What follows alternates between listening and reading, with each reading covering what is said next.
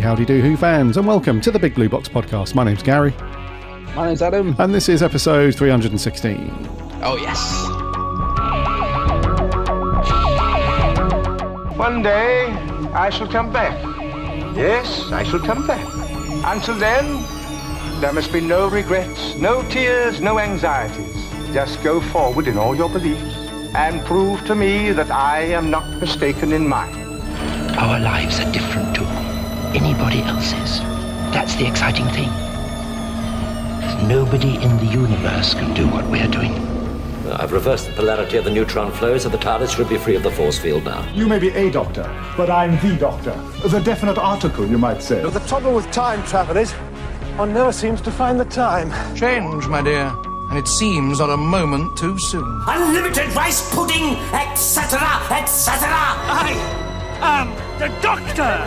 For now, for this moment, I am the Doctor again. The ground beneath our feet is spinning at 1,000 miles an hour.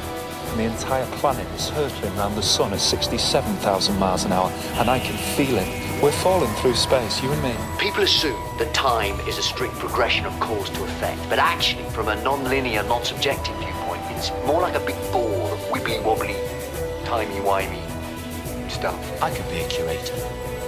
I'd be great at curating. I'd be the great curator. I could retire and do that. I'm the Doctor. I've lived for over 2,000 years, and not all of them were good. I've made many mistakes, and it's about time that I did something about that. Bit of adrenaline, dash of outrage, and a hint of panic knitted my brain back together. I know exactly who I am.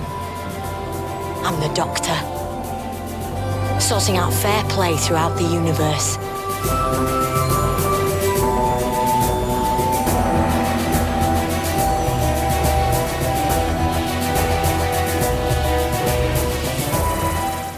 Hey, Doctor Who fans. Welcome back to another week. I hope you're keeping safe and well. Hope you've had a cracking week and that you've all managed to do something Doctor Who related. Relatable. Another week, it's episode 316. Rattling through the 300s. Oh, yes.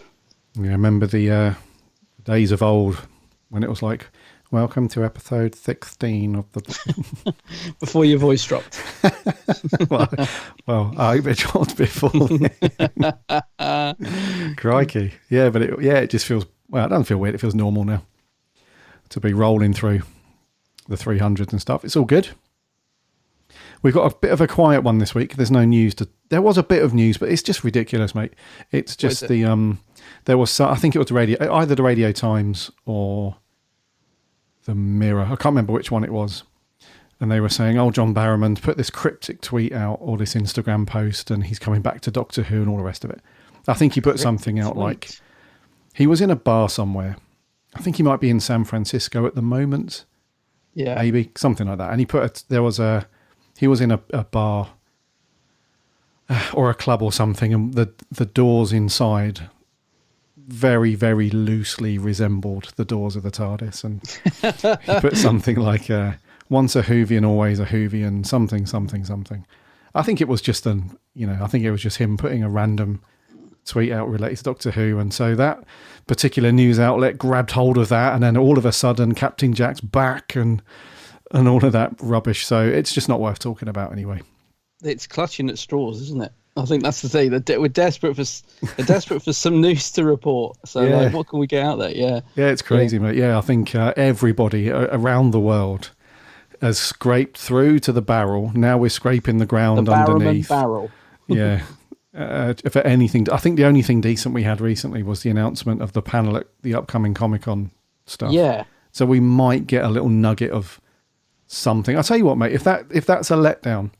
If it's a wet lettuce. Yeah, if at the end of that panel, all we have is a trailer that's 20 seconds long and they've been interviewed about stuff and we have nothing at all, I'm going to be so miffed at that dude, because we know what the Chibbers is like, okay, with keeping stuff close to his chest and all that jazz. But surely to God, anyone at the BBC in charge of that would have spoken to him and said, look, we have to give them something You cannot come out of that panel after having no Doctor Who on TV for so long and just nothing really in the way. Because I know we've had the interactive theatre show thing, Time Fracture. I know we've had that, which is kind of cool.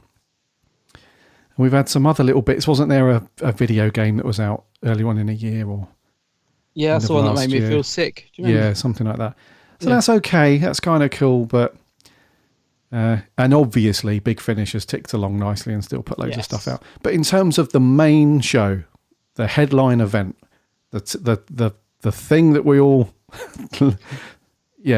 Anyway, I just hope we come out with something, dude. Something cool. Me too. And I don't want it to be like a photo of them sat around a table or anything like that. Do you remember when we waited for the big news and we got that picture of Graham and Yaz sat at a table? We were like, are you kidding me? Out of all the photos they could have given to promote the show. I mean, that's a prime example. Now, I'm hoping we get something. I said before we kicked off recording, I really want to do another round table podcast where we get the writing team in and we can all have a good old natter and chew over the fat. And I was saying, but we haven't got anything to chew over at the minute. But I'm hoping that this panel that's coming up will give us something to get our teeth into. Yeah, it'd be good if it did. I mean, are we looking at like September, October? Are people guessing the show will air?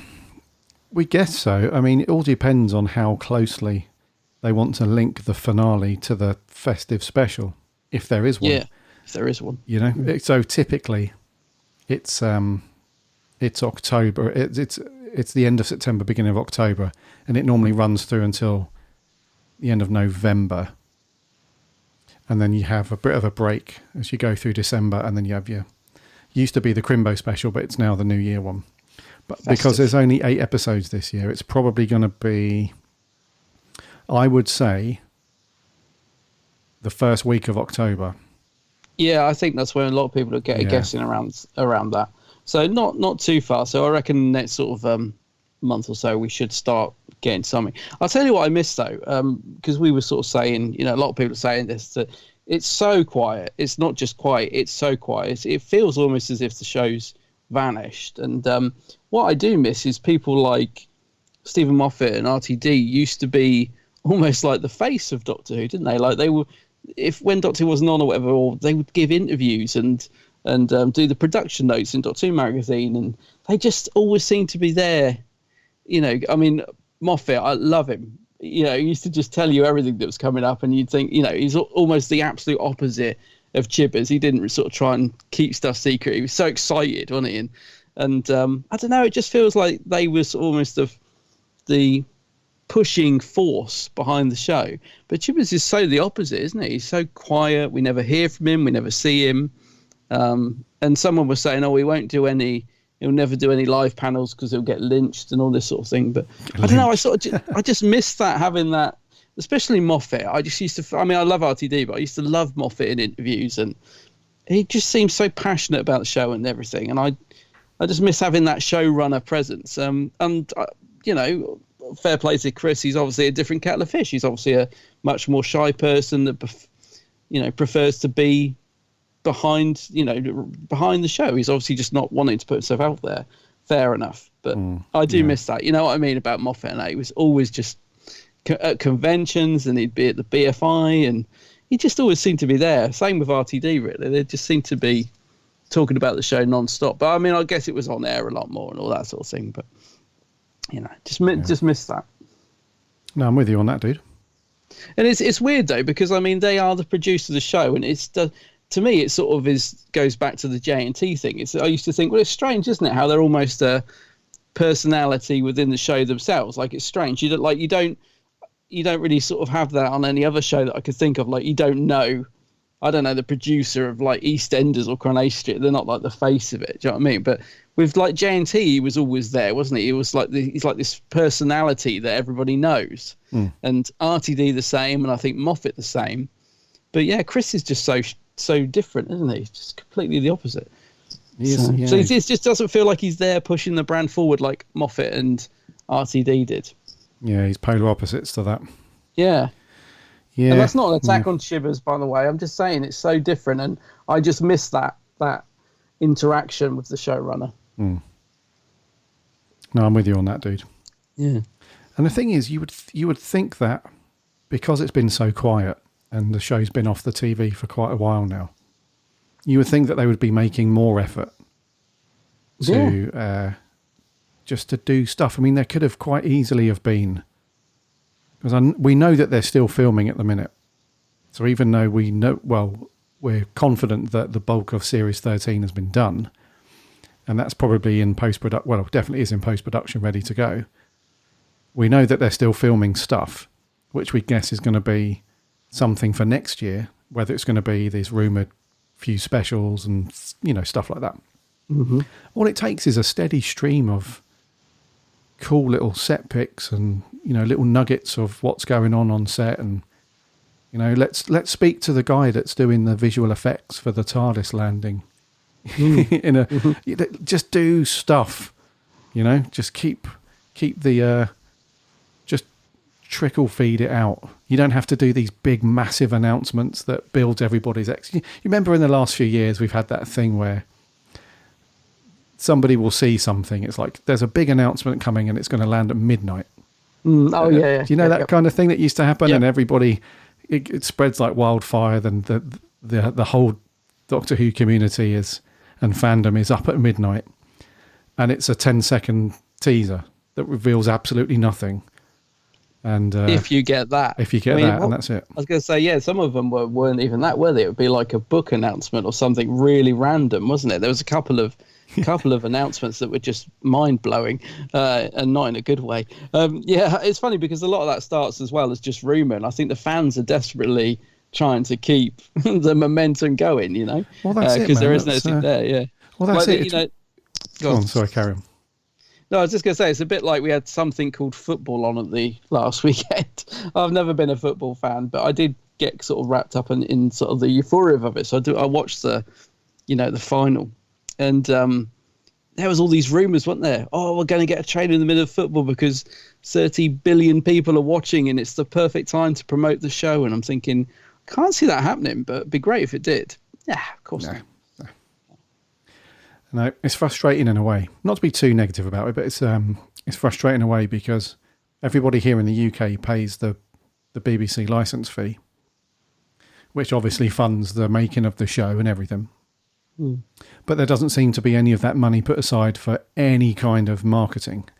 And like I said, it doesn't have to be a huge, big, expensive thing or a big thing that whips people up into a frenzy, and it ends up being, you just have to do little and often.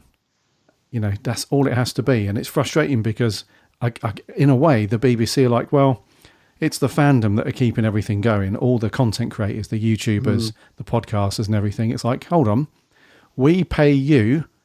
Any chance you could do some of that for us? Yeah.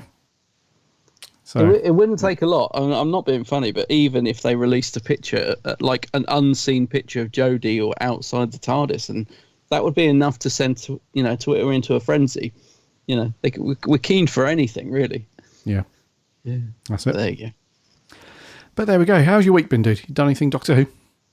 No, I downloaded. So Dalek Universe 2 got released from Big Finish today or yesterday. Yeah. So I'm going to download that and give that a listen today because I enjoyed the first one. Thing is, I've already forgotten what happened. I don't know if this is an age thing.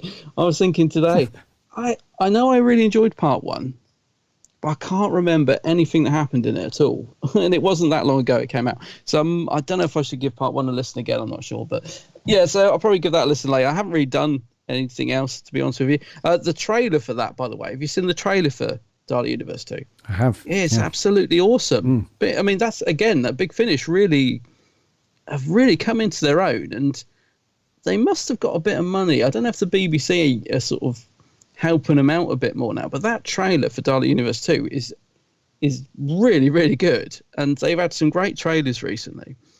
So I don't know. I remember like when Big Finish started, they were so careful about the releases because they were such a tiny little company that were just trying to get these audios out, and they've become bigger and bigger, and they're obviously in a good place at the moment because they're really knocking out so many audios. And yeah, but it's a cool trailer, that. It is cool, mate. Yeah. It reminds me of the 50th You know, remember when we got that trailer 50 with all the doctors in, the sort of motion and the camera sort of spinning around with an almost, I don't know what they do. They've obviously got a photograph. They've made it look slightly like a piece of artwork rather than the photo. Yeah. It's really, really cool. I love that style. Yeah, it's got a good old Big Finish, though. Yeah, they're doing all right, aren't they? They're really doing good at the minute. Yeah, because even those guys kind of do that stuff pretty well in terms of marketing. We don't get an event. We just get a couple of trailers out, especially for the bigger releases. We get a couple of trailers out, and we have some behind-the-scenes pics that they put out on their Twitter account and stuff. You know, it just keeps that nicely ticking along. There's definitely, you can feel the passion for Big Finish, can't you? You can definitely sense that they're really into what they're doing and the promotion and stuff. I was going to say, I can't remember if we talked about it last week or not, but did you pre-order the new, so there's another animation coming out, Evil of the Daleks, which has been rumoured for ages that they were going to do it, but I think a lot of people weren't sure if it was happening. So it's been announced, and I have to say the artwork for the steelbook on that, absolutely awesome. Yeah, I've not pre-ordered it, mate, but yeah, it does look... I've not pre-ordered it yet, but yeah, it does look good. It does, doesn't it?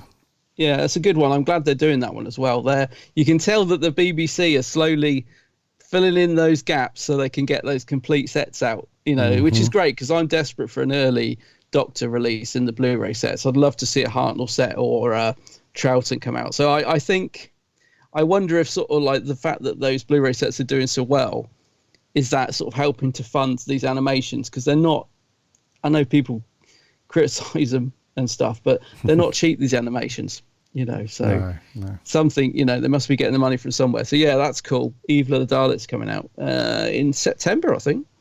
Yeah, it's this year, isn't it? Yeah. Yeah, I'm really looking forward to that, actually. Yeah. Jamie! Very different style of animation from the Web of Fear that's coming out, isn't it? It's totally different style and different person doing it. Yeah, it looks good. Yeah, so at least you got them to look forward to. Yeah, you'll be pleased to know, dude, that I cracked open the season 24.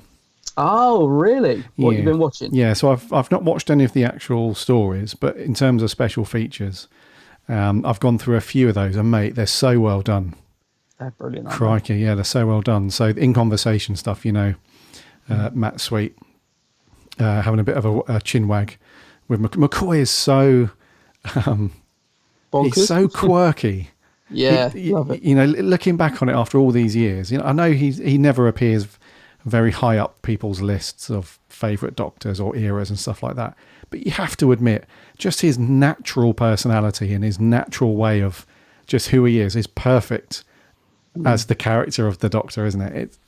Oh mate, just listen to him behind the scenes, not even in costume or anything like that. It's just, he's so good. He's great. Yeah, I was going to say he is. He's just an absolute personality and just still full of just like so much energy, isn't he? Yeah. Have you watched any of the Behind the Sofas yet? Not the Behind the Sofa. The only other two that I watched, is the Doctor's Table, which was him and Sophie, Bonnie Langford and somebody else. The guy from Paradise Towers. Oh, that's it. Yeah, Clive something.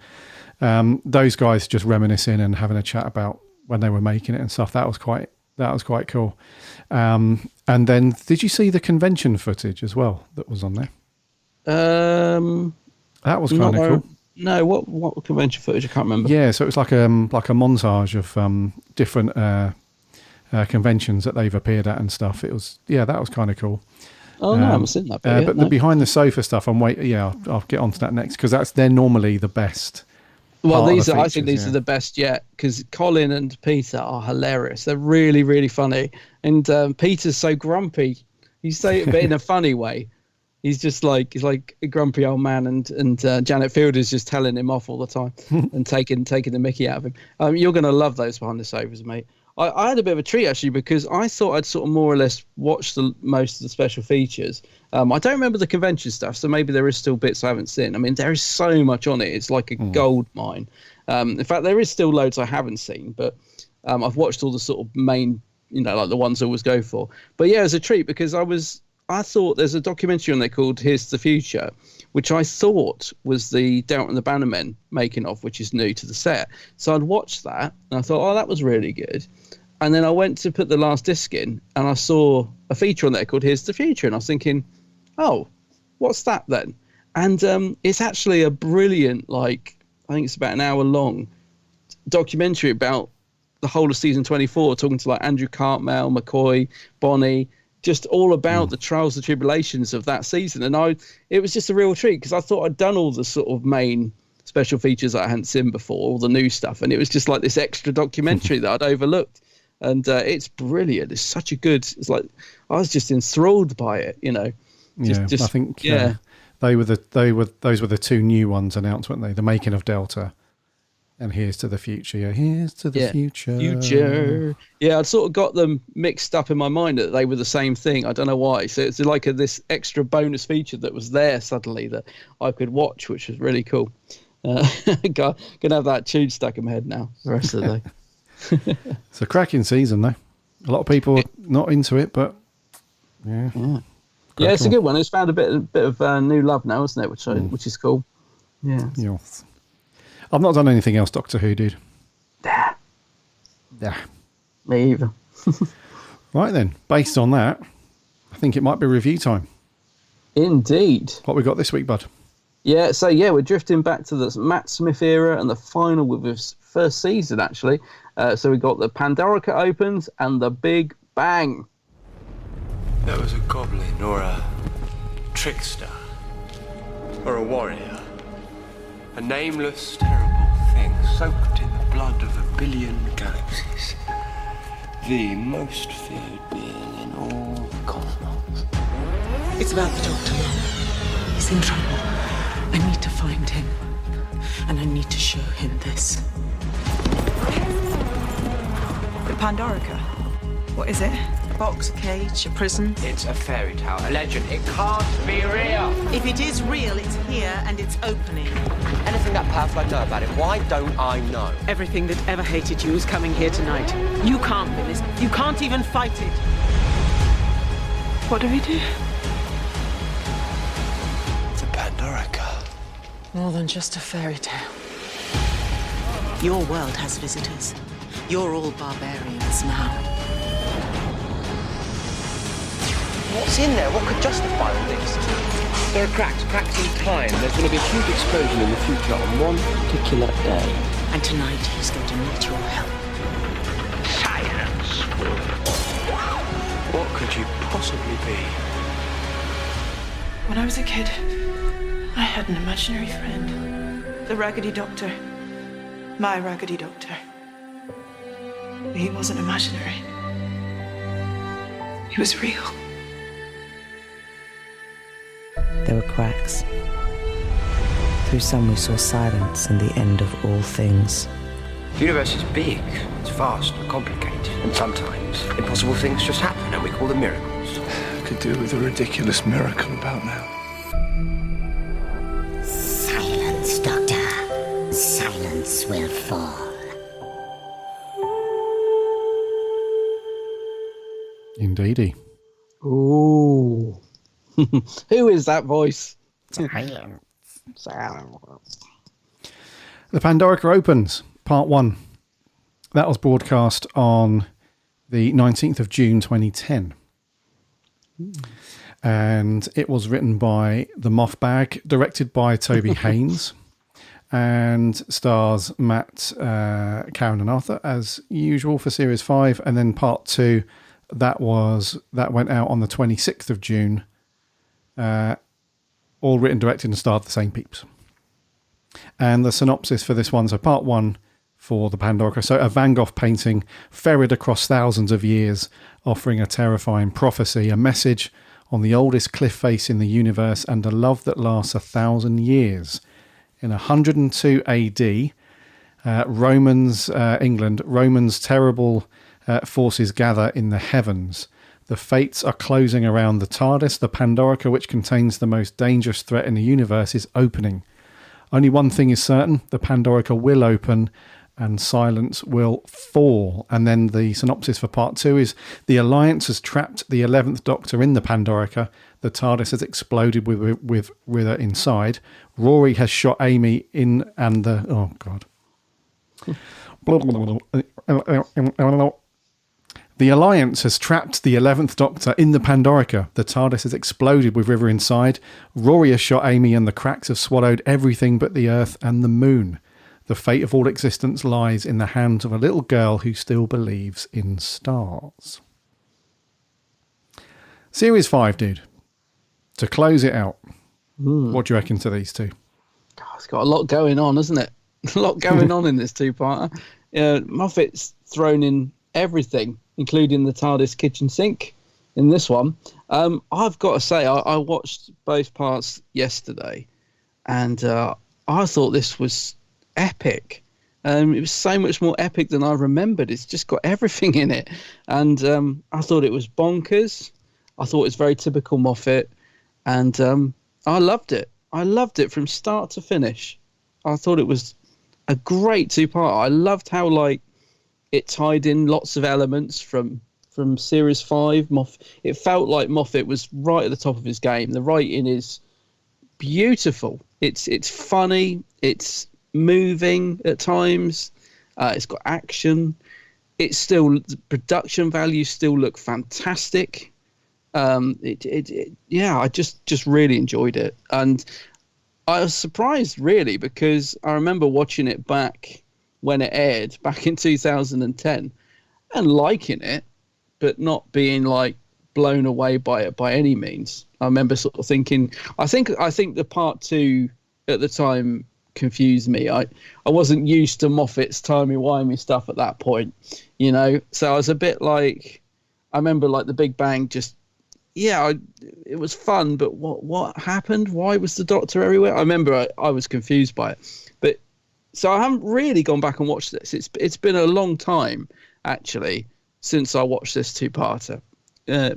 Years. I think I've watched it probably once since it aired. So it was a really pleasant surprise how much I enjoyed it, I think. You know, I was expecting to like it because I remember thinking, yeah, it's good.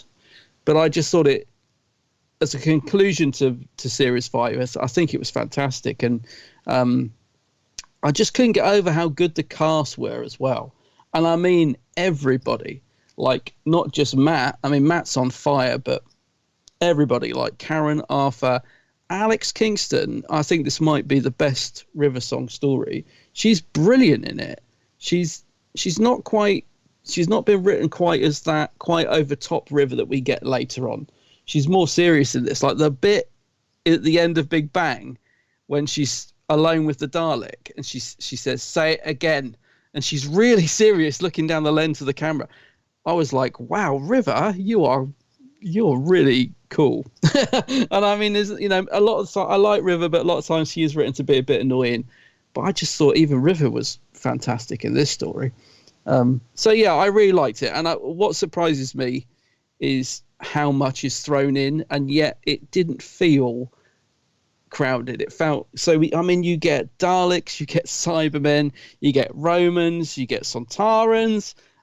You get Vincent van Gogh, River Song, Dorian. You get all this stuff thrown in, and that's a lot. And I thought for Moffat to manage to make this like feel like everything has time to breathe. There are some beautiful scenes in this. So you've got all that stuff going on, but then you get lovely moments like the scene between Amy and Rory when that bit where he shoots her at the end is just heartbreaking because you really feel Rory trying to fight the fact he's actually an Auton. So you get really lovely moments like that where she can't work out why she's crying and stuff. I was just really impressed with it. And I liked it before, but my God, I absolutely love this two-parter now. I think it's a great end to Series 5.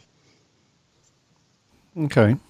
What do you reckon? Thumbs up from you then. Okay, so... Huge thumbs up, yeah. Yeah, you've got to have your thinking caps on or your concentration glasses on. Yeah. For some of this one. Crikey. I think this was the first time that we thought, bloody hell.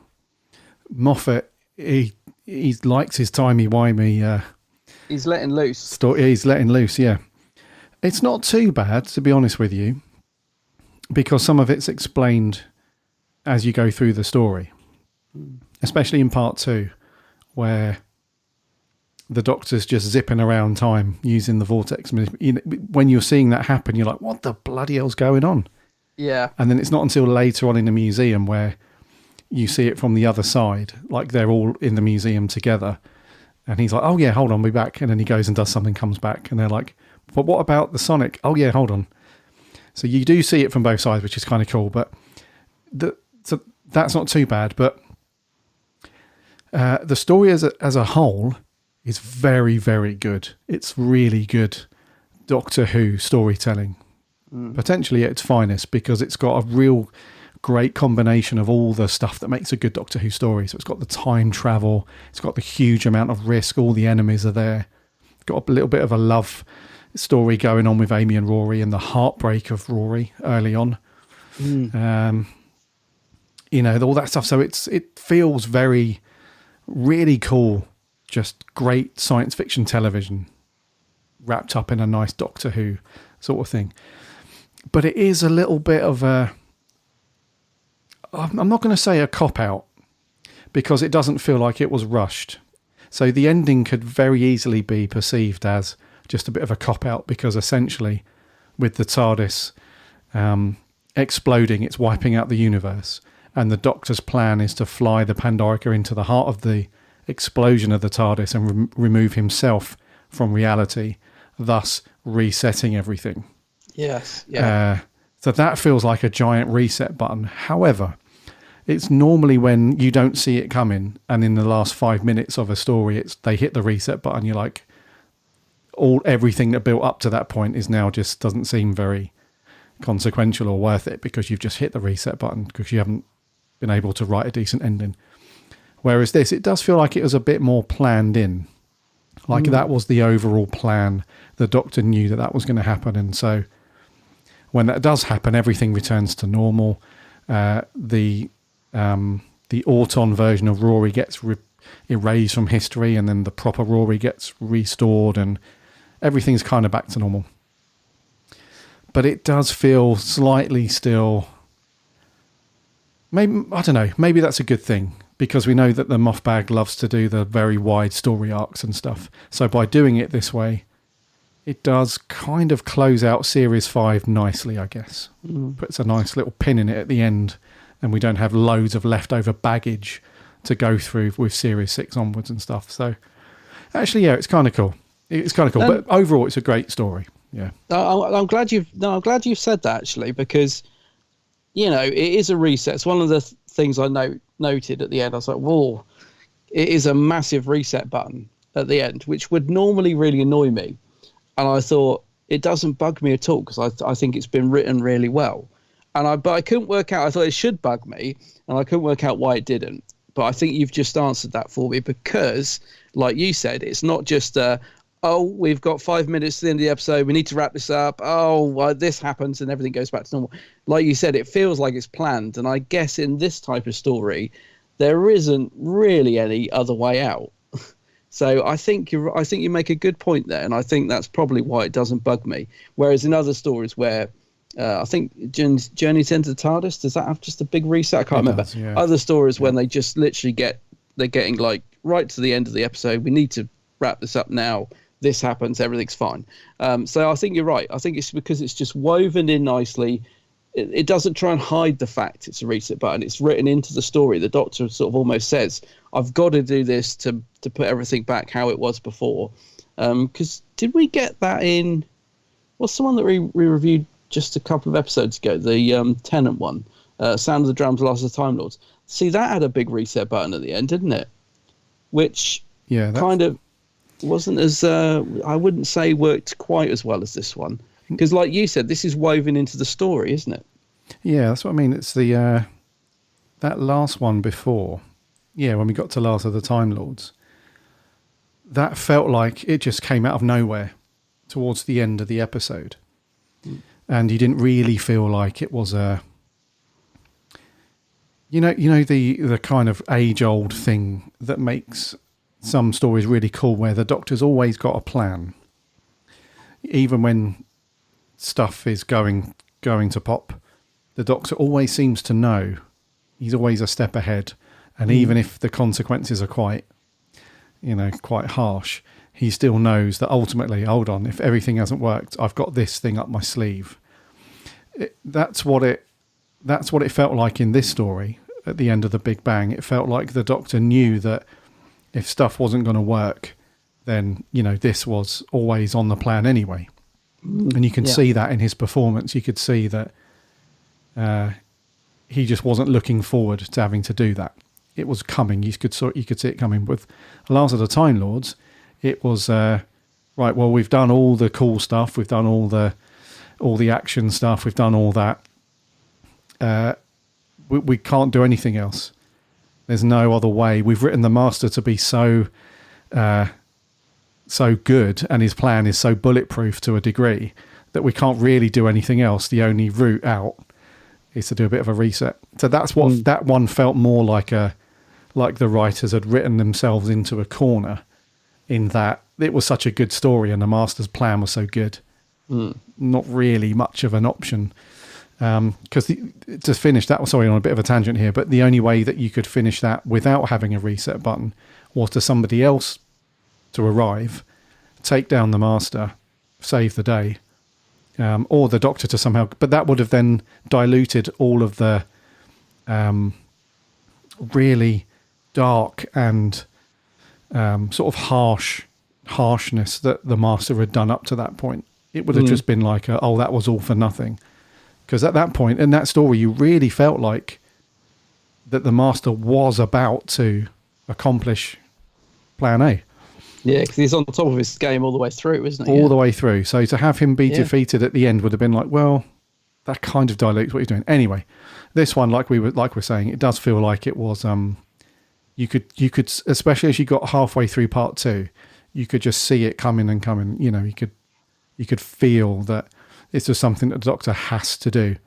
It's a bit like the Pertwee story that we reviewed, Planet of the Spiders, recently. The Doctor knows that the only way to stop this is to have a bit of a sacrifice going on, and a little bit of a actually, now I'm thinking about it, really similar performances. John Pertwee was when the monk says to him, you need to do this, his face changes, his demeanor changes. Yeah, and he realizes that he has to do that sacrifice. It's a very similar thing, actually, where Matt Smith's performance is quite similar when they're locking him into the Pandorica. That's one. That's the first kind of thing that's like that in terms of performance, where he knows he's going to be trapped in there for God knows how long, but he accepts it because he knows he has to do it. And then again towards the end, where she tells, I think River says to Amy, he's going to fly the Pandorica into the TARDIS and stuff, and he's like, has that nice little moment, that nice little scene with Amy. Yeah. And then he's off. So, yeah, in terms of endings, I mean, the start's really good. The start is brilliant. The start is really, really good. And then the ending's good. There's a couple of little dips in the middle, but overall, dude, yeah, can't really complain too much. I think if it wasn't like that, I think the Moff would be criticised for not going all out for the finale. So, yeah. I think that's the thing. I think I can tell that Moffat's having an absolute ball. Red wine, 2 a.m. Yeah. More than likely. Yeah, no, I just feel like Moffat is he's got the show. It's his first season, and he's just really going for it in this story. But his writing is really good, I think, in Series 5. I think he's right on top of his game. And the ideas that are coming out of Moffat's brain at this point, whether it's down to the red wine or not, it is brilliant. I mean, the TARDIS stuck at the heart of the star, and just little moments. So he'll say, like, Rory will say, like, why, to the Doctor, why are we, if the universe has ended, why are we still here? And he's like, we're like the embers, the light just at the end of it. The writing from Moffat, at this point anyway, I think is just fantastic. And he gives it a really fairy tale feel as well. But it's a dark fairy tale. I mean, the Doctor being put in the Pandorica, man, Matt, I could just go on forever about how great Matt is. But when he's being dragged along and you see his feet scuffing in the dust as they're putting him in there, it's dark, but it's just fantastic. I love the whole Pandorica thing. That box, it just looks amazing. I was surprised how well the effects and like the actual style stood up as well, because I remember thinking it was great at the time, but things do date, you know. I mean, this is like 11 years ago, and it's still, you know, like when Amelia touches the box. No, actually, maybe it's the Doctor. I can't remember. There's a bit when the box is all lighting up, and the segments around the side are slightly moving, and I thought, God, this just looks fantastic. You know, the production values, the lighting, you know, the way that Amy's house is lit, and everything about it just looks like a really classy production. It hasn't dated or aged badly at all, I don't think. Like, even the effects on the roof with the sun, everything about it just looked really good still. And I think the weird thing is, I don't know if it's because I was in the right mood for it, and I think some people, because of the timey-wiminess of it, would perhaps not enjoy, you know, especially the second part. But I think if you are in the mood for it, and if you do sort of pay attention to it, I think it's quite a rewarding two-parter. But I could see that the casual viewer might have, by the sort of the middle of part 2, thought, what is going on in this, and given up. I don't think this two-parter's for like everybody, and maybe it's not for the sort of casual viewer, if you like. But the bits that I found boring at the time, so when it aired in 2010, the bits that I probably was thinking, oh, come on, it's getting a bit slow, were probably the bits that I enjoyed this time round. So the scene between Amy and Rory, the scene when Amy's talking to the Doctor inside the Pandorica when she thinks he's about to go off and die. I mean, those sort of slow scenes, which I think on a first watch, you know, back in 2010, I was a bit like, yeah, come on, get on with it. This time I was really involved in it, and especially with Amy and Rory's relationship. I think because we've got to know them throughout the series, I was really, really really enjoying that sort of relationship between the two of them, which I probably wasn't so into back at the time. In other words, you know, like the bit when Rory is absolutely gutted that he's waited 2,000 years and she doesn't remember him. And that yesterday I found really like, oh no, I felt really sorry for Rory, which I don't remember sort of being so emotionally involved back when this first aired. Maybe because I hadn't got to know them so well. I don't know. I remember sort of thinking, oh, that's sad. It really got to me yesterday. I was like, oh, poor Rory. Look, he's heartbroken, you know? And the way the Doctors and him are sort of having this sort of laddie conversation, the Doctor doesn't want to tell him that, you know, and all that stuff. I think I just really appreciated how well written and how brilliantly it was performed yesterday. But as I said, it's because of the timey-wiminess. This episode it's not one I'd say, oh, you never watched Doctor Who before, you got to watch this one, because it is easy to get lost. You do have to pay attention to it. And I was just so in the mood for it. I didn't look at my phone once. I honestly didn't. I really got engrossed in the story. I watched it from start to finish. I didn't drift off. And I think that's the danger, especially in part 2. If you just check your phone for a bit and you haven't seen this episode before, you'd come back and you'd be like, hang on, the Doctor was dead on the floor when he was, what's happened? You know what I mean? Yep. You have got to pay attention to it. But yeah, that and like the scenes at the wedding at the end, which are so fun. Like, you know, but emotional as well, aren't they? Like, the Amy's dad, poor old Amy's dad. So I'd forgotten about that. I forgot that we actually get to see Amy's parents. And she's like, she stands up, doesn't she? She starts saying about my imaginary friend, and everyone's at the dinner party again. Oh, God, no, not this again.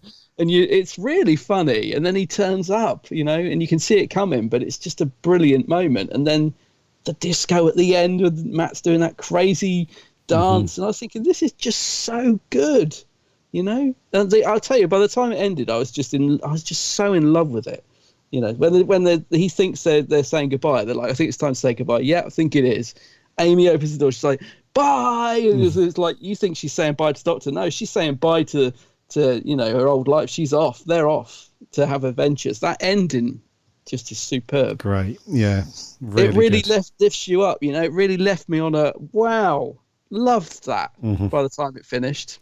Yeah. There was one thing in the end I wasn't too much of a fan of. We'll come on to that. But I bet I know it's probably the one thing that I didn't like as well. The one thing that really annoyed me, and it is at the end. I bet it's the same thing. Yeah, you mean Amy? and what she says to the Doctor a couple of times. Yeah, I thought, why? Why? That's the only thing that got married. She wouldn't be. She's trying to get off with the Doctor at her own wedding. I thought, now Moffat, come on. You've done a brilliant script up to now. Don't throw in these silly. I was the same. So unnecessary. I was confused by that, mate. I will be honest with you as to what the purpose of that was, because I think at that point in the relationship between the Doctor and Amy, he had very much. Very quickly on, there was obviously a connection there, but I think at this point, it kind of felt like they were almost like soulmates in a way, and the best of friends. And to bring that back, I'm just confused as to what what Moffat was trying to achieve with the character progression at that point, not just in the story, but those two together, because she kind of marches up to him when he first, I think she says, "Oh, you will, absolutely be kissing the bride or something." Yeah. In front of everybody. And I thought, why would she say that? Why have we rewound time and have now gone back to the point where instead of Amy viewing the Doctor as a great friend, why she now views him again as a kind of love interest, like she fancies him. Yeah. And then in the TARDIS, she's like, "We haven't had a snog in the rose bushes yet," or something. Right in front of Rory. And although they kind of get their act together towards the end of that era, it goes back to a few times where she does treat Rory like absolute poo-poo at times. And the thing is, he doesn't do anything. That's frustrating because he's right there. He's standing right there. And she's just got married to him, and she's saying that, and that's the bit that confuses me the most. It's like, is she saying it because in the instance where the Doctor turned around and said, "Actually, I fancy you back," would she then turn around to Rory and say, "Sorry, mate, I really fancy him, so you're out the picture"? So is she expecting the Doctor to say that? Or is she just saying it because she fancied him once and she wants to get it out of his system and blah, blah, blah?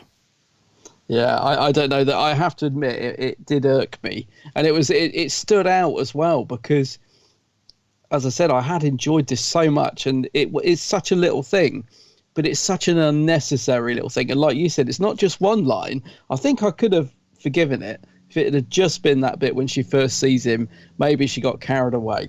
The Doctor's alive and emotions are running high. I might have been able to overlook it, but she does it again, like 2 minutes later when they're in the TARDIS, doesn't she? Like you said, we're going to have a fumble in the bushes or something. I'm like, oh, no, Moffat. Where's this coming from? She's just got married. And the problem is, it irks me because I quite like Amy Pond, but I don't like that side of her character. And it just slightly... it slightly puts a bad mark on the character for me with those two lines. So it did annoy me, and it just wasn't needed at all. It's not funny. It doesn't add anything to the story. It certainly doesn't add anything to Amy's character, because it kind of takes away all that good stuff. That she, when she finally sees Rory, because she finally remembers him, she's like, "Williams." He's like, "What? Rory Williams? That's who you are." I mean, that magic moment.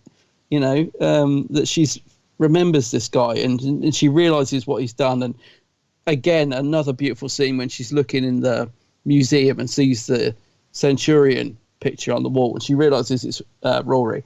What a great scene. You're like, Amy really loves Rory at that point. She's like, "Look what he's done for me." And it just sort of throws it out the window a little bit. Exactly, mate. That's exactly the point, because the way that Moffat had wrote those two up to that point, it's like the age-old love story kind of thing, where in the previous episode or whenever it was, when Rory gets dragged through the crack in the wall, and as a result of that, he gets erased from history. So Amy, she doesn't even know that he exists.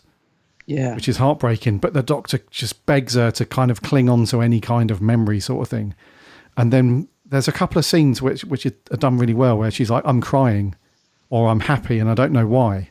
So there's something there's a seed there somewhere that hasn't quite been wiped out. And it's really, really lovely stuff. So that's one thing that at times anyway, the Moff does share with Russell, that kind of really lovely character moments, I guess. Not quite as good as RTD in my opinion, but shares those lovely little moments at times. But then when you get to the end and she's saying that stuff to the Doctor, it's like, it kind of erases the feeling. Trying to be funny, isn't he? But it's not hitting the mark. No. And it's a shame because most of the time Moffat's humour does hit the mark for me, I have to say. Oh, yeah. Or at least in Series 5. I think he throws in some great lines in this, which you can go from sort of almost tearing up to smiling and laughing in the next minute. It's some great moments. But yeah, that didn't land. And that at the read-through, I think he should have said, you know what, I'm probably going to take that line out. Yeah, because you feel really sorry for Rory yeah. for a start. Yeah, it's just a head-scratcher moment, isn't it? It's one of those weird kind of... Maybe, listener, if you've got an opinion on this, maybe if there's something that's more involved here and you're like, actually, she says that because, then do let us know. But yeah, at the moment, it's just a weird one. But Karen Gillan, she does have a good one. I mean, they all have a good one in this two-parter, but Karen Gillan has a good performance across both parts, other than that little ending bit. But for the most part, she has a good one. There's no complaints, because there are episodes, a bit like with Rose at times, and there are episodes where she's a lot worse than that. Oh yeah, so not too bad in this one. She's all right. No, she is good. I was worried actually, because at the start, I was worried she was getting nothing to do. When they first go underneath Stonehenge, which is awesome, by the way. There's a lot of her walking around holding a burning stick. I thought, I think Karen looks bored, because obviously, River's there, so the Doctor and River are kind of doing all the fun stuff. She's kind of just walking around, but that thankfully, that doesn't last very long. Once you bring in Rory, it all kind of comes together, and she is good in it, I have to say. I mean, she does give a great performance, Karen Gillan, in this, and so does is it her cousin, or who plays Amelia, the young Amy? It's her niece or cousin or something. Yeah, she gives a great performance. And the scene I loved, actually, was at the end when Matt's being thrown... Well, the Doctor, sorry, is being thrown... He thinks he's dying. He's being thrown back through different moments in his, timeline. And he goes to see young Amelia. And he's saying, you're going to wake up and you're going to have parents. And the joy that Matt manages to betray in his face, and the sadness at the same time, is absolutely... It's such a beautiful scene. But that was a great choice to get her to play young Amy, because she looks like Amy, obviously, because they are slightly related. And she's a great little actress, isn't she? She's brilliant in the scene she's in, like the museum scenes and stuff. It's really, really good. I love the bit, actually. I don't know if I noticed this before. I love the bit when Matt, the Doctor, see, I keep calling Matt the Doctor. He is the Doctor. I love the bit when he goes back and gets a drink for her, when he's jumping around using the time vortex manipulator. It's just a lovely little moment. He's like, oh, there's your drink. Right, come on, we've got to go save the universe now. Lovely. Love moments like that. Yeah, that's Matt Smith, though, rocking and rolling, right? He's so good, isn't he? He's brilliant. And I tell you what, in this, he switches from these really funny, almost comedic scenes to really laying down the law. Like Matt can really handle that jump. I mean, Tennant was good at this as well, from fun to serious. I mean, Tennant could be quite shouty, but I dare I say it, I think Matt might even just be slightly better. He's so good at delivering a speech, isn't he? The scene on the rock when he's like shouting up at the aliens, he's absolutely on fire. But not only that, there are moments when he has to be serious with like Rory, and he really has to tell him straight. And just the way Matt delivers the lines, it's great how he goes from funny to listen, we got to do this. I think there's a bit where he kind of does that when he says about, I've got to go, like, I've got to go and stop the TARDIS burning up or whatever. And he really switches from fun to this is what's happening. And you just feel like he takes command, doesn't he? This is what I love about him. He's a real screen presence, and he really takes command when he needs to. Matt's on fire. First season as well. He's absolutely nailing it as the Doctor. He's incredible, actually. And that speech when he jumps up onto the rock towards the end of part 1, brilliant. Amazing. However, we have had someone else do that speech. Have we? Which is pretty amazing. Hello, Stonehenge! Who takes the Pandorica? Takes the universe! Bad news, everyone. Could guess who?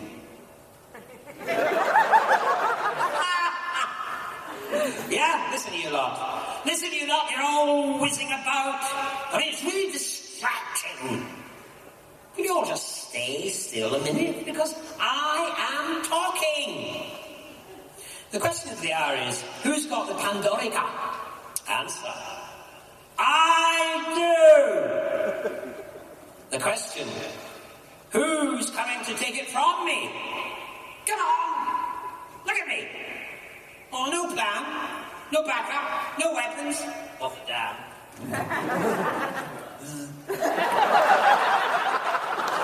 Oh, and something else. I don't have anything to lose. So if you're sitting up there in your little silly spaceship with all your silly little guns and you've got any plans of taking the Pandorica tonight, just remember who's standing in your way. Remember every black day I ever stopped you. And then, do the smart thing. Let someone else try first.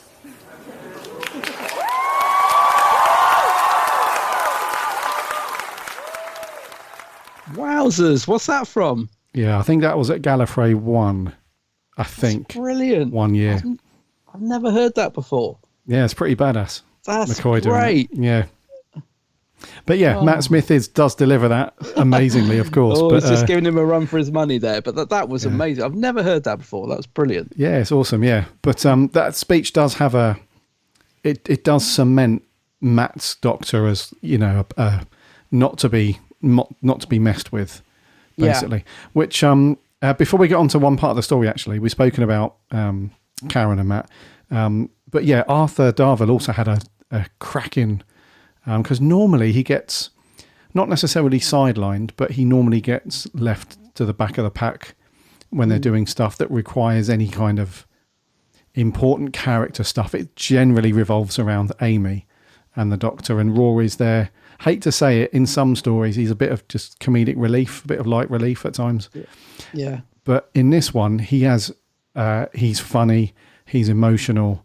He sacrifices himself, like the idea of the lone centurion and just his absolute dying love for Amy, where although he doesn't realise what's going on when he's an Auton, the Doctor puts it a nice way. He's like, oh, that's just software talking, that sort of stuff. But when he decides to stay behind and the Doctor's like, look, you're an Auton, you made of plastic, you can't sleep or anything, you're going to drive yourself insane for over 2,000 years, you're just going to be by yourself.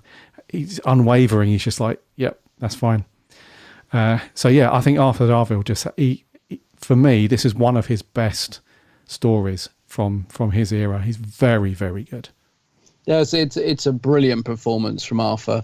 That scene you talked about as well is another one that kind of, it's actually again a tribute to Moffat's writing, actually, because it's just, you're going along with it and it's just a bit, you think, oh, he's going to go insane, yeah, he's going to wait 2,000 years, and then the Doctor, then Rory says, but will she be safer if I stay? And it's just that emotional stab at the heart, because the Doctor does really answer, but the answer obviously is all in Matt's face. It's of course. So Arthur Rory stays. It's a great performance from him. He's absolutely bang on the money throughout this whole 2-part story. Arthur, his performance does not waver at all. He's funny when he needs to be, like that lovely scene when the Doctor first sees Rory. And he's like, I'm missing something big. And he hasn't quite twigged. Hang on, what are you doing here? A great scene between those two. And then the emotional stuff he has to do with Amy. just brilliant. And then the funny stuff at the end with the wedding, like, why are you crying? Is it because you're happy? Lovely throwback to the scene earlier, and she's like, no, I'm sad. He's like, oh, all that funny stuff. He's a bit like Matt. He's really good at delivering the funny and the emotion, and it's a great performance from Arthur Darvill. Yeah, actually, and they can be a good tag team as well. They're a great team, aren't they? Yeah, Matt and Arthur, really, really cool. But they're fun together. Yeah, but just really enjoyable to watch Arthur in this one. Yeah. Yes, he is. Yeah, and you really feel for Rory, don't you? And I mean, I don't know about you. I did not see it coming that they were going to be Autons. I didn't see it back in 2010, and I'd completely forgotten about it, believe it or not, on this rewatch. So when the guns come down at the end, I was like, oh yeah, I forgot they're Autons. Didn't see that coming at all. Great bit of writing from Moffat. Did you see it coming? I mean, I genuinely didn't, and I've seen this before. It still surprised me. I was like, oh yeah, right, he's an Auton. Of course he is. So I'm like, wow, what a brilliant little twist bringing them in. As if you haven't got enough. Yeah, and it was all part of this. That's what I wanted to come on to, actually, because we do get not really used well, I would say, but we do get the roster of all the big monsters and aliens turn up, don't we? So the two main ones being, or any threat anyway, would be the Daleks and one Cyberman sentry who's in bits for a bit. Which is, again, a great scene when that cyber helmet opens up and the skull pops out. And that thing is scary as well when it's a head and all the wires of its legs, almost like a spider. That's proper creepy stuff. And I, again, had forgotten how good that was, you know? Yeah. Yeah. Yeah, it's all really good stuff. And then I think obviously the Autons are a threat, but it's really the concept of it is a lot better than what actually appeared on screen. So the concept of this thing, I think they're officially known as the Alliance, right? So yeah, I think so. It's all of them, like the Atraxi, the Jadoon, the Slitheen, Sycorax, Dalek, the whole shebang, or most of them. And so they all appear, don't they, in this one big scene where they all sort of materialise, because you just see their ships for a while. And then down by the Pandorica, they all open. It's basically a giant trap for the Doctor. So, which kind of circles round really cool, because prior to that, the Doctor has said to Amy and River, inside here is like the most dangerous thing in the universe, sort of thing. And he's talking about himself, because history kind of happens after he realises what it is, if that makes sense. So it's all a massive trap, this alliance of everybody. All these aliens have lured him there for the whole purpose of trapping him inside, because they know the prophecy or the visions of, if you like, that the TARDIS will destroy the universe. So they trap him inside so that he can't pilot the TARDIS and all that shenanigans. So that's really cool. But the execution of it was just... But I totally get why, though. It would have been absolutely bonkers to then have that part of the story where you've got all of these different aliens running around doing all that stuff. It just would have been too much. So I love the concept, this alliance sort of stuff. And even the Doctor's shocked by it. He's like, you're working together. Yeah. It's crazy. And so that part of it's really cool. But what did you think to having all of these aliens, a massive big roster, some of them from the classic years as well? The Pterolyptils, some classic ones in there. But they're not really doing anything. It kind of relies on the A-stars, I guess, like the Daleks to do a little bit, and Cybermen. Yeah. Yeah, no, there's a lot going on. I think at the time when I first watched this, I might have been slightly disappointed that they all turn up and you're like, OMG, this is epic. What the hell's going to happen now? And then, like by the time we go back to them, they've turned to stone. Cool stone Dalek, by the way. Absolutely love that Dalek in the museum. I think that's a great way to do something different with the Dalek. Loved that. No, on a rewatch, though, I totally get why the Moffat did it. It would have got... This is what I mean. I think the episode needed to breathe, with the scenes of Amy and Rory and everything else going on. I think on a rewatch, I totally get why they all turn up, but then we kind of got to get rid of them pretty quick. I think it would have got too messy if we'd have had all of them in it any more than they are. I think they're utilised well. I mean, I think the Cybermen's great. That one that's in pieces. I think that's really good. really scary. And yeah, just the appearance of them, I think, is enough. I think it works, definitely works. Whereas on a first watch, I may have been a bit disappointed because you're like, oh wow, like what, you've got Cybermen, everything. It's pretty crazy. I'll tell you what I love about this though, is it seems Series 5 seems really well plotted by Moffat. It seems to have a real structure to it. And the bit that impresses me more than anything, and I just love that. I mean, he ties in so much from his first season in this two-part, doesn't he? We get Churchill, Vincent van Gogh. He really brings together all the stuff that he's brought to his first season as showrunner. But the bit I love, and I love it because we were all, back in the day, people were saying, oh, was that a continuity error? But it wasn't. It was the Moffat being brilliantly clever and actually putting in a scene that would appear later, is the bit when the Doctor goes back. So it's a scene from Flesh and the Stone, I think, when Amy's got her eyes closed. The Doctor goes to comfort her.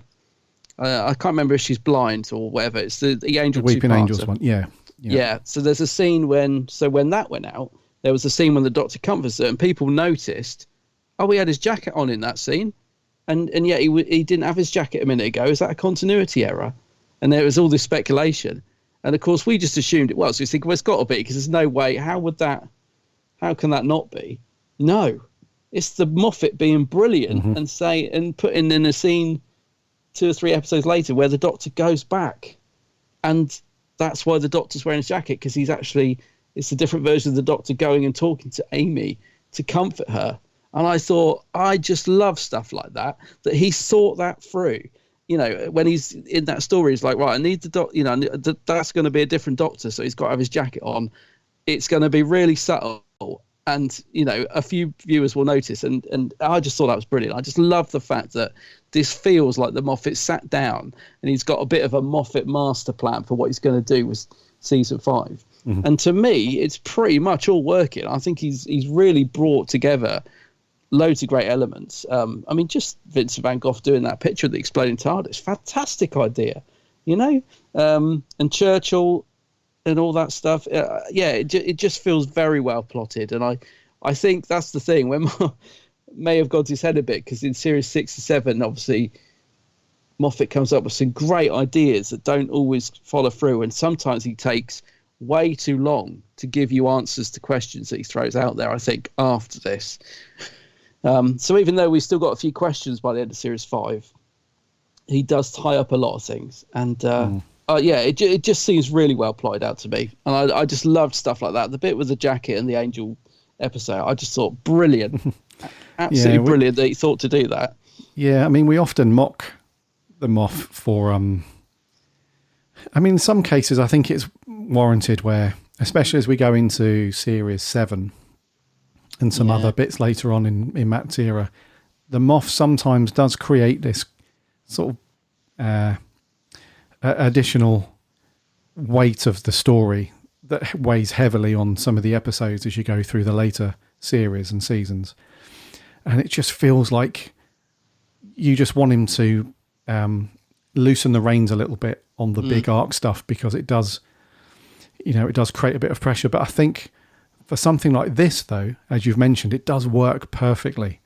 Where even though sometimes it's like, do we feel he's flying by the seat of his pants a little bit, and does he shoehorn things in, to make things work and stuff like that? But you can clearly see that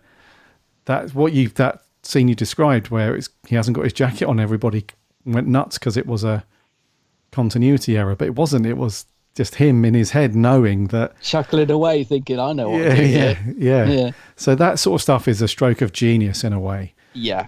So in that respect, the way that Moffat does that stuff, can't really complain, because it does add a really lovely kind of sphere around series 5, especially the way this ended. And it doesn't, you don't need to carry that weight over to series 6 and then 7 and blah, blah, blah. So I'm totally with you on that, mate. I think the Moff had such a great, he wrote it in such a great way, not just because, not just the interactions between all the characters and stuff. He had a really good one for that, but also just the the details, all the little details, because it Yes. must be difficult, right? It must be so hard. And a lot of fans go nuts around certain writers for Doctor Who and how stories have been written and stuff like that. But I'll tell you what, if you put yourself in their shoes and you're working for the BBC and they've said, right, okay, I've hired you as a writer, go and do your thing.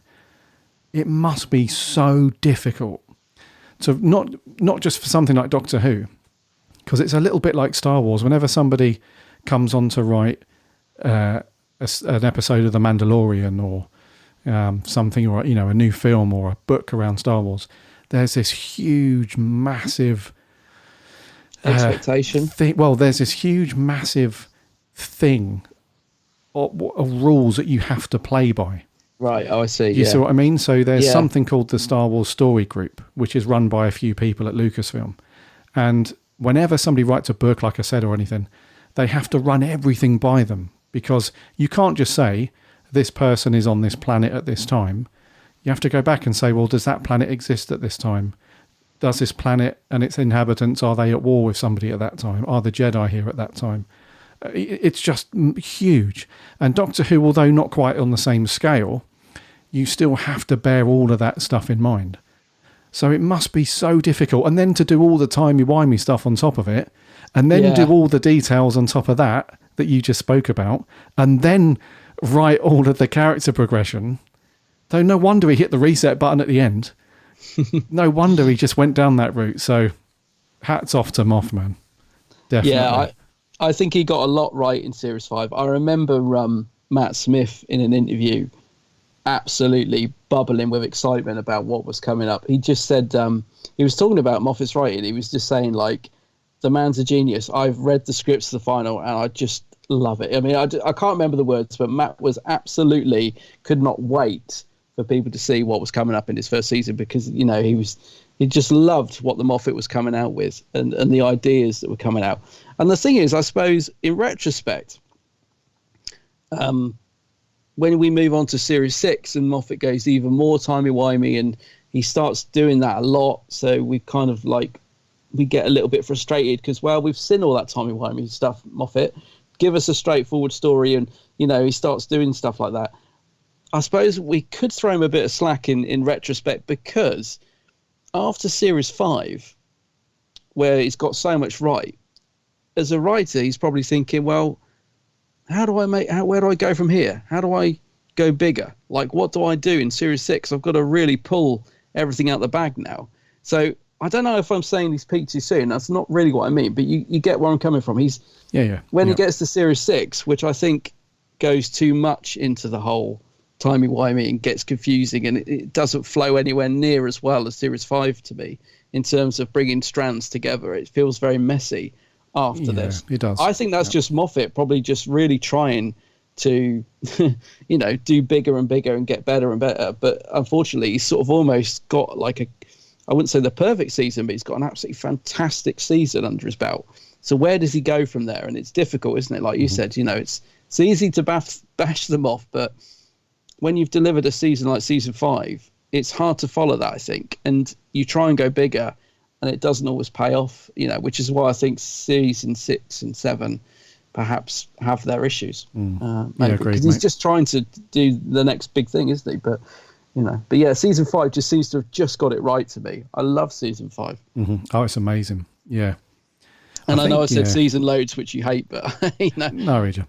It's definitely got that freshness to it, but also feels like the cast members have been doing it for years, especially Matt. It just feels like he's been the Doctor for so long at this point, but we have to remember it's his first series, so he's great in this. Really. I love everything about Matt's Doctor in Season 5, because I love the look, the jacket, the tweed jacket and bow tie, which kind of gets ditched, doesn't it, later? We go for this long coat and stuff, but the look's great, but his performance is great. I said earlier about finding the difference between fun and being serious, which I always love in a Doctor.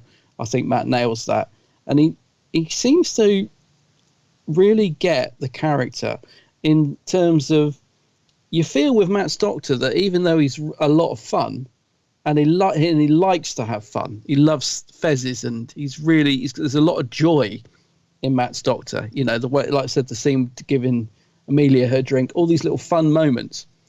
But you feel with Matt's Doctor that underneath all that, he's really carrying the weight on his shoulders. And that's what I love about Matt's Doctor. He somehow portrays that underneath all this fun and joy of his Doctor, there is this, 1,000-year-old Time Lord, or whatever age the Doctor is. We lose track. A 900-year-old Time Lord. You really feel that weight on Matt's shoulders in his performance, which is not easy to do. The balance he gets is really good, I think. Yeah, totally. He is great. Yeah. Before we wrap up, dude, we mentioned River, didn't we, early on? Yeah, I will just say how great I thought River was in this. Again, I'll probably sound a bit surprised because, Rivers can be a bit irritating in some stories. She can, yeah. And that down to the writing, nothing down to Alex's performance. But sometimes she's written a bit too flirty and all the kissing, a bit like the Amy scenario. It can get a bit much. But she's brilliant in this. I think it's, it's long since I watched some of the stories, but I think it's one of Alex's best performances. She's really hitting the mark. And again, great scenes of comedy with Matt's Doctor. That bit at the end when he's sort of not sure if he's accepted the proposal. Loved that. That was funny. That was great. But then there's the serious scene when she's threatening the Dalek. She's really on fire in this. Everybody is. But yeah, it's great story for River. Yeah, it's cool, because she's got that still air of mystery about her. Yeah. Which is cool. And it's at the very end where it made people be like, ooh, what's going on here? Because I think she says something to the Doctor like, we're getting close now to you knowing the truth or something. That's right. And that's when things are going to change, sort of thing. So you have that kind of, ooh, what's going to go on here? So, but up to this point, though, and throughout this story, Alex Kingston, she does have a good one because she's got that badass kind of Lara Crofty. She's like a mix of like Lara Croft and Indiana Jones, sort of mixed in. She's in prison, but she escapes. It's all really good, and then she's handy with the old pistol and stuff. And she's quite threatening, but she's also got obviously a soft spot for the Doctor for obvious reasons. So she plays all that stuff really well. And in some stories, it gets a little bit too flirty and a little bit too close to the knuckle. But there's none of that in this one. It's all fairly, they understand the stakes. So they forget that for a bit. And so she does have a good one. Yeah. She's got good chemistry with Matt, hasn't she? I mean, I love the Cleopatra stuff at the start as well. It's just ridiculously over the top. And she performs that really, really well. It's really funny. But it's good chemistry between those guys, and I really liked River in this one. The bit where she tricks the guard and he's like holding a gun to a picture on the wall saying goodbye. It's just great moments like that from her in this one. Super moments. That whole build up at the beginning was really good. Oh, it's excellent, with the isn't it? painting from Van Gogh, and they're ferrying it across different moments in time for a couple of thousand years, and it finally gets to the point where the oldest message in time, apparently, these graffiti in hello, the cliffs. Sweetie. Yeah. Brilliant. And he's like, that's the earliest bit of, known communication. And she's like, well, you never answer your phone. So what am I supposed to, really cool. That's really what I mean. Cool lines like that, just great lines that made me smile throughout this. There's a bit, I forget what the Doctor says. There's a bit when he turns up to save her, when she's trapped in the TARDIS and keeps opening the door on repeat to a blank wall. Then by the third time, the Doctor's just leant against the door, and I can't remember what he says, but that's a lovely, brilliant scene between the two of them as well, I think. Mm-hmm. Yeah. Some great stuff in it. Yeah. It's a great moments, yeah. Yeah, I just want to finish up on a couple of things. First of all, Murray's music, very, very cool throughout this one. Very good. Yeah, really nice. We had a few moments, obviously, of Matt's theme, I Am the Doctor. We had a few of that, as expected. Yeah, we wouldn't have been sick of it by then, though. This is the first thing. We probably would have still been loving it by then. Yeah, true. Yeah. But the rest of it was really cool, though. We had the suspenseful bits when we needed it. We had, there was a good combo of like comedic music and suspenseful stuff, which was very cool. And then the usual theme, as you'd expect. So Murray's music was really good. And then secondly, it just looked really good, even for, I think we mentioned quickly earlier that for a story that's now, 11 years old? Yeah. I think 10, 11 years old. It still looks really good. Very good. It did, yeah. I thought the production values were fantastic, actually. I will just say with Murray as well, obviously it's easy to sort of look back and say, oh, he kept using that theme and stuff, which he did.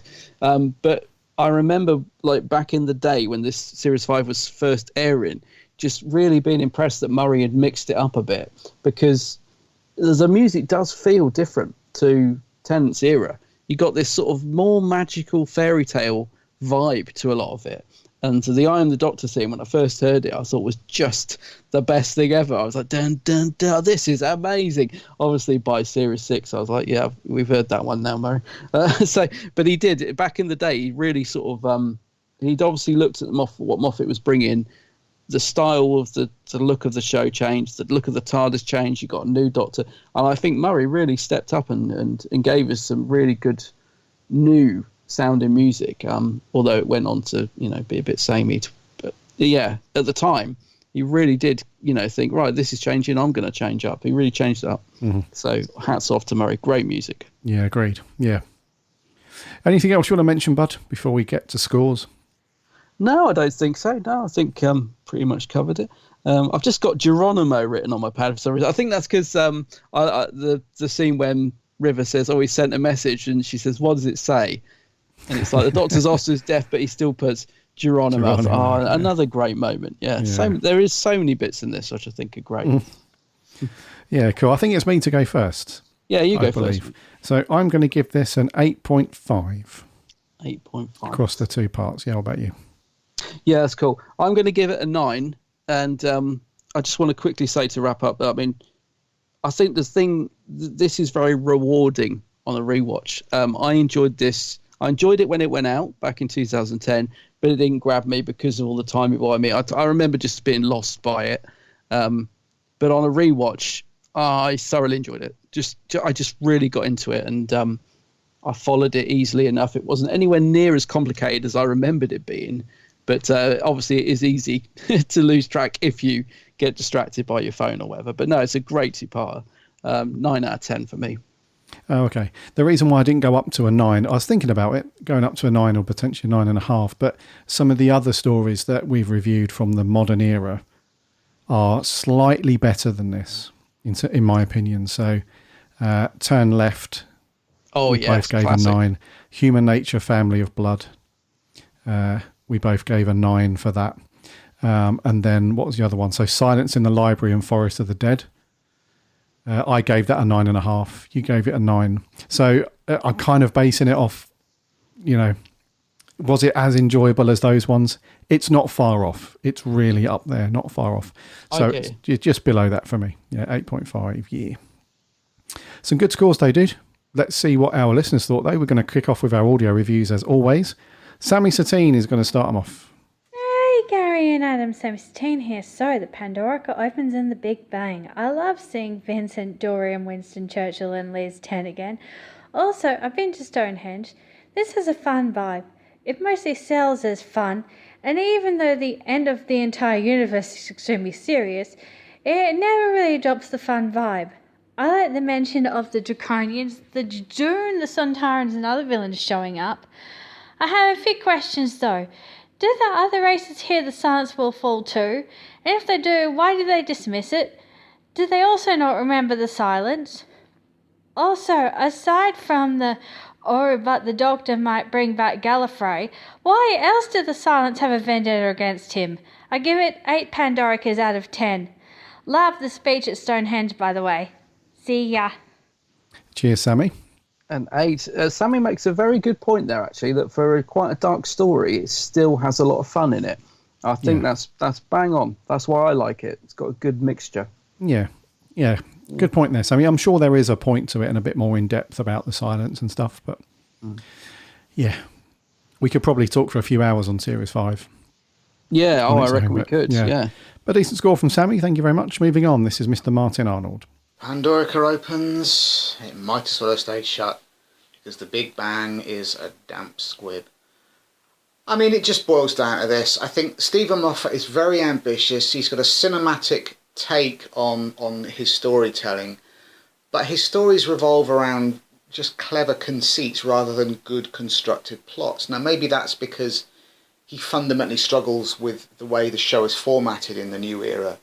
I'm sure he'd disagree, obviously. He's clearly a capable, TV writing dude. But it just doesn't work for me because it just fails in resolution. The Big Bang is just... It doesn't work. It just doesn't work.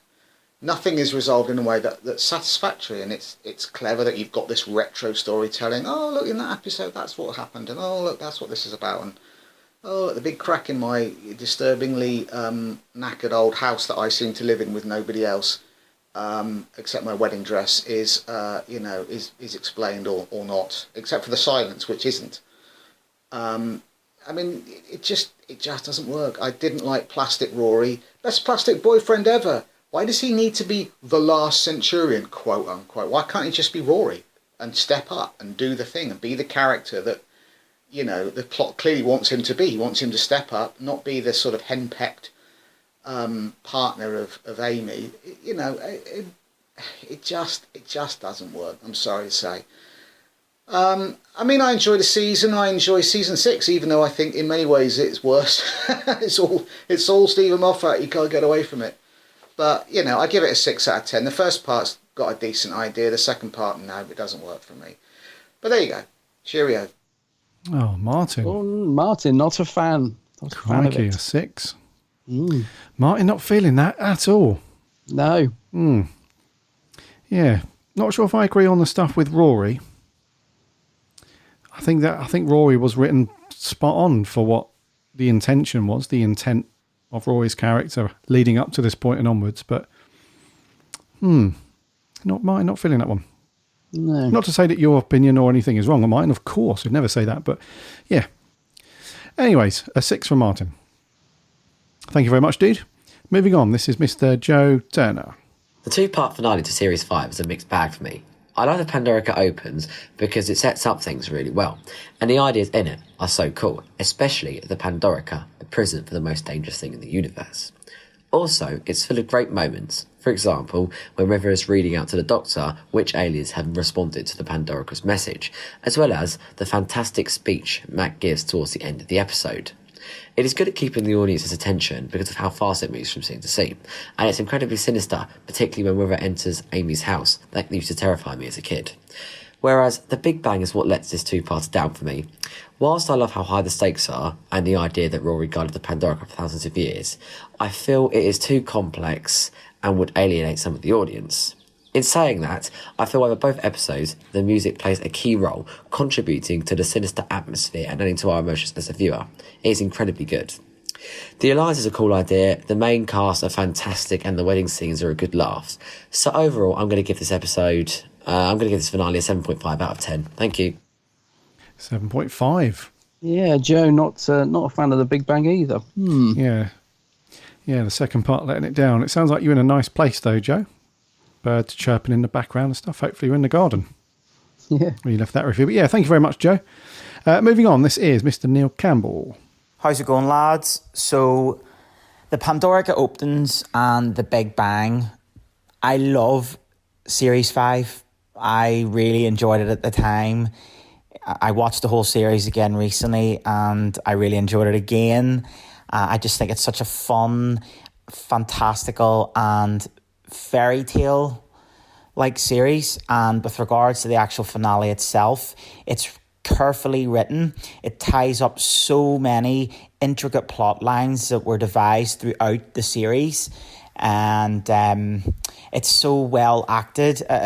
Matt Smith is on fire in this, in my opinion, especially when he's put into the Pandorica. You can hear like the desperation in his voice, as the Doctor's being put into the Pandorica itself. The scenes between him and Rory, when he realises that Rory's alive again, are outstanding.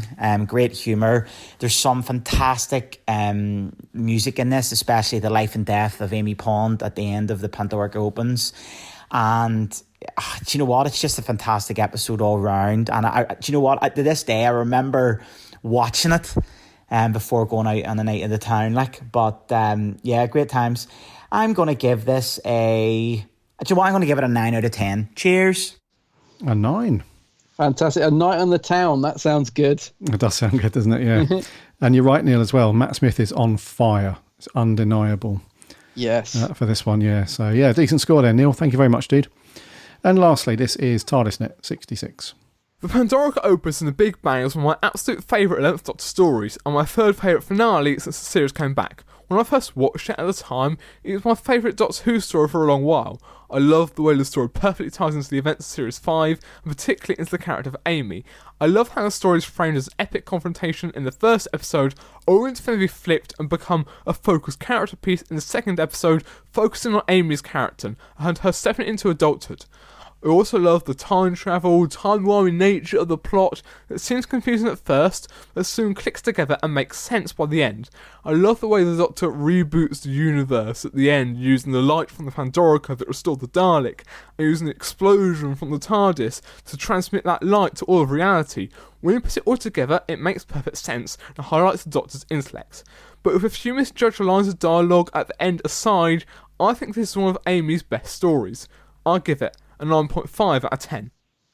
Wowzers. A 9.5. 9.5 from TN. One of Amy's best stories, apparently. Yes. Good, actually, good. And he said about the timey-wimey stuff working well. It does seem complicated at first, but I think this is one of the, when you rewatch it, it's one of the less complicated in terms of Moffat. Anyway. Yeah. But one thing I forgot to ask you, and I'll quickly do it now while I remember. See, one thing that I never got, and I still don't quite understand, is how the Doctor got out of the Pandorica, because a future self lets him out, but you can't have a future self unless you've got out. So how does he get out? I've never really understood that, and that's, I think Moffat said it's like a paradox or something, but I still haven't got my head around that. I'm trying not to think too hard about it. Yeah, don't think about it. He gets out. He can't get out to give himself the Sonic because he hasn't got out yet. I don't know. That bit messes with my head. Yeah, don't bother thinking about that, dude. No, all right then. Yeah, don't worry about that. No, because I love it, because when it opens and Amy's in the Pandorica, you're like, what the? So, you know, I just love that. I love that Moffat just throws in these surprises, so I'm not going to worry about it. Well, it's almost, the Moffat's almost admitting to the fact that this is going to be crazy, because it's a couple of times throughout the story where, that scene where the Pandorica opens, Amy's in there. She's like, this is where it gets complicated. Yeah, and I love that. This is where it gets complicated, kid. Yeah, so it's almost the Moff saying to the viewer, like, you're going to have to put your phones down for this one. Yeah. It's going to be a bit, yeah. So that is cool. Some breaking news before we get on to the social stuff. In a cruel twist of irony, throughout the whole time that we've been reviewing the Sarah Jane Adventures, next month, the Sarah Jane Adventures comes to BritBox. Oh, some good news. Excellent. Some awesome news there. So go back and listen to all of our reviews of the Sarah Jane stuff if you haven't, and then jump onto BritBox if you've got a sub for that. That's brilliant. So that's going to be cool. So Sarah Jane's going to be joining all of the classic Who stuff on BritBox. We'll talk about that next week, dude. But great. And anyone that's a fan of Terrorhawks, apparently, that's all going to BritBox next month as well. So August is looking good. Yeah, I like Terrorhawks. Anyway, onto the socials. Let's wrap these. There's only a few here. So Doctor Who Home says, what a classic. Part 1 does so much to hype up the big cliffhanger. And when it happens, it's just shock after shock as more and more familiar faces show up. The Big Bang is mental, but in a good way. And its breakneck pace makes it one of the most exciting stories of New Who, a 9 out of 10. Brilliant finale to my fave series, says Tin and Sonic. It's a good name. Tied it up so well. The reveal, it's a prison. Was great, and the wedding scene was amazing. The series went out on a high, making me want more. A 10 out of 10. 10? Wowzers. Yeah, our writer Jordan Shortman says, overall Series 5 is the only Matt Smith series I particularly like, and this finale wraps it all up brilliantly.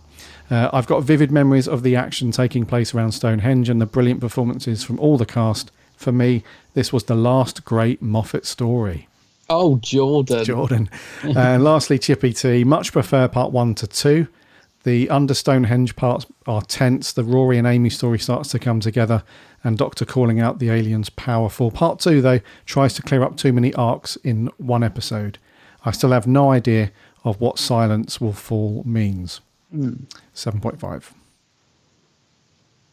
Yes, what does it mean? It's a prelude, isn't it? I have no answer. That's why I say I don't know. Yeah, it's a prelude, isn't it, to the silence that show up later on. The impossible astronaut and all that jazz, I think. Yeah. Anyway, over on Facebook, Toby Coleman says, we're all stories in the end. Just make it a good one. Oh, no. Lovely line. Wow, this is amazing. The stakes were high and it looked fantastic. Poor Rory.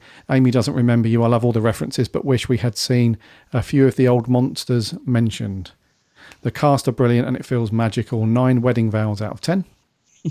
Charlie Turner says, perhaps the darkest of all the show's cliffhangers to date in the Pandorica Opens. A fine way to end Matt Smith and Stephen Moffat's first series. My only gripe with it whenever that I watch it now is this. Whose voice is that in the TARDIS that says, silence will fall? ?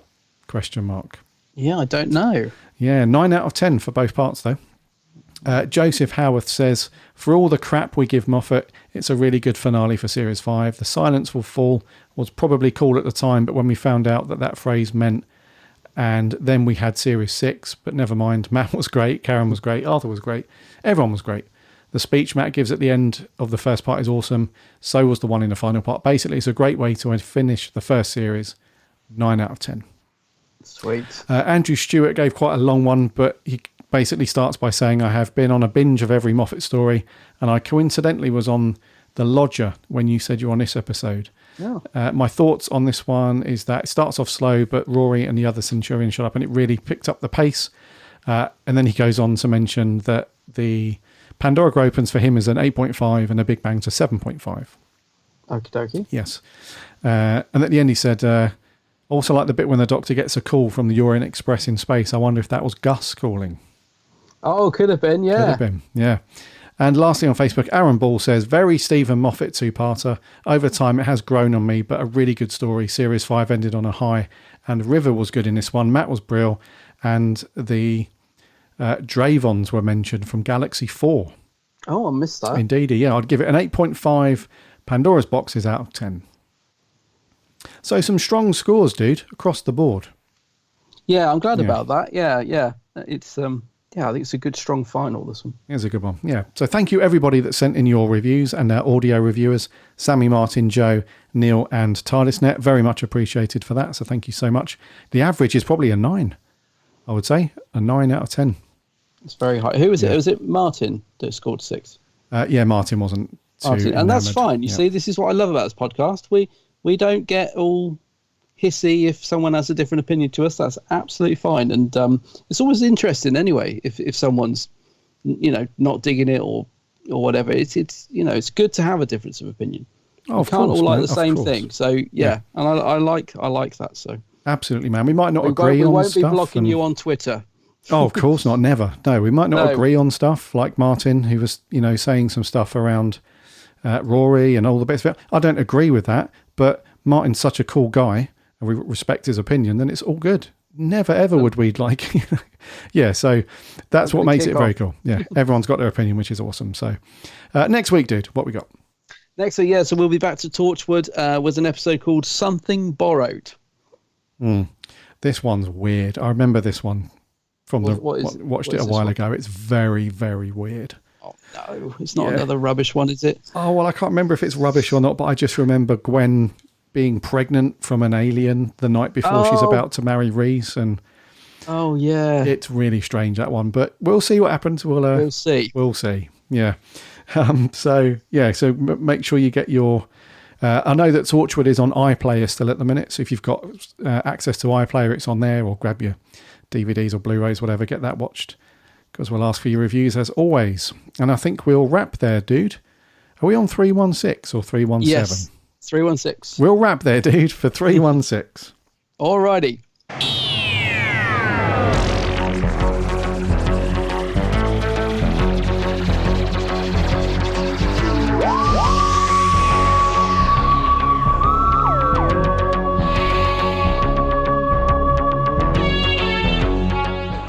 Thank you for coming back for another week and listening to the Big Blue Box podcast. It's been great to have everybody here for another episode. If this is the first time that you're listening to our show, then welcome aboard. It's great to have you. And long-time listeners, or anyone that's listened to us for a while, then it's great to have you here as well. The grizzled ancients, as we call them. it's just great to have everyone here, basically, listening to the show. It's all good. If you like the show, make sure that you follow or subscribe on whatever podcast app you get your podcasts on. That way you won't miss a show when it lands every single Friday morning here in the UK. And if you've got a second to leave us a rating or a review, you can do that on something like Apple Podcasts or Podchaser, Stitcher, those kind of things. That would be awesome, because that helps us out a lot. And thank you to all of those that have left reviews so far. Very much appreciated.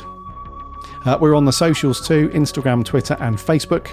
There are links on the website, which is www.bigblueboxpodcast.co.uk. You can also listen to all of our episodes on there for free as well in your browser. But link off to the socials from there. Give us a like and a follow. We chat about Doctor Who throughout the week. And we have a free Discord server as well. Again, there's a link on the website. Go and check that out. You can sign up for free and come and join the other community of Doctor Who fans. We'll chat plenty of Doctor Who about all sorts over there. And while you're on the website, remember to read all of the reviews and general articles from our writing team. Some really cool stuff on there. Mark did a really cool article a little while ago, I think it was last week, called Don't You Think It Looks Tired? Really, really good thoughts from Mark around, the state of Doctor Who and what we can potentially do to fix some of that. It's a very, very cool read, to go and do that. And Jordan also did a review of the Robots Volume 4 from Big Finish. It's very cool. So go and check all that stuff out. Remember to also check out my co-host channel over on YouTube. It is, of course, The Geek's Handbag. Yeah, The Geek's Handbag, yeah. I've got a new location video coming out any day now. And it might even be out by the time this podcast goes out, if I can just finish it in time. But yeah, go and check that out, because I'm really, really pleased with it. Yeah, sounds good, dude. Yeah, Adam's got such a great library of stuff there. Go and check it out. He's on the socials too, Instagram, Twitter and Facebook, under the same name, The Geek's Handbag. Okay, until next week, my name's Gary. My name's Adam. And remember, Cheers.